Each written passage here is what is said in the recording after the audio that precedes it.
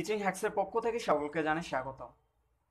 আজকে খুবই কনফিউজিং একটা কোয়েশ্চেন নিয়ে আলোচনা করতে যাচ্ছি। সেটা হচ্ছে ক্ষুদ্রান্তের দৈর্ঘ্য 5.5 মিটার, তবে ক্ষুদ্রান্ত কেন? অর্থাৎ প্রশ্নটাকে যদি আমি একটু সিম্পলিফাই করতে যাই তাহলে সেটা দাঁড়াবে এরকম। এটা হচ্ছে আমাদের মানব শারীরতত্ত্ব। আমাদের মানবদেহে কী কী রয়েছে সেটার কিছুটা এখানে উপস্থাপন করা রয়েছে।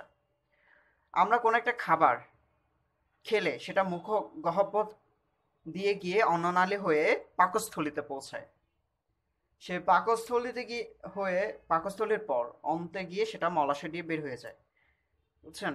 পায়ুছিদ্র দিয়ে সেটা বের হয়ে যায়। এখন কোয়েশ্চেনটা হচ্ছে এই জায়গায় অন্ত্র, এটা হচ্ছে অন্ত্র। অন্ত্র হচ্ছে দুই প্রকার, একটা হচ্ছে ক্ষুদ্রান্ত আর একটা হচ্ছে বৃহদন্ত্র। এখন কোয়েশ্চেনটা হচ্ছে এই জায়গায় যে ক্ষুদ্রান্ত আসলে ক্ষুদ্রান্ত কেন, আবার বৃহদ্রান্ত আসলে বৃহদ্রান্ত কেন। অর্থাৎ প্রশ্নটাকে আমি একটু এখন সিম্পলিফাই করব। দেখা যায় ক্ষুদ্রান্তের ক্ষুদ্রান্তের দৈর্ঘ্য হচ্ছে মূলত 5.5 মিটার, কিন্তু অপরদিকে বৃহদন্ত্রের দৈর্ঘ্য হচ্ছে 1.5 মিটার। এখন হিসাবে মানে যেটা আমরা বাস্তবসম্মত বা চোখে দেখি তার হিসাবে এটা হচ্ছে বড়, এটা হচ্ছে ছোট। তাহলে ক্ষুদ্রান্তকে মূলত বড় হওয়ার কথা, কিন্তু বৃহদান্তকে ছোট হওয়ার কথা, কিন্তু বাস্তব পক্ষে সেটা হয় না। অর্থাৎ এই ক্ষুদ্রান্ত ছোট হওয়া বড় হওয়া সত্ত্বেও ক্ষুদ্র, কিন্তু এই বৃহদন্ত্র ক্ষুদ্র হওয়া সত্ত্বেও বড়। এটা কেন?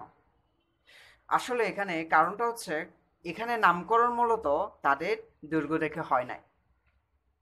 তাদের নামকরণটা হয়েছে তাদের ব্যাস দেখে। এখন ব্যাসটা কি সেটা একটু বল।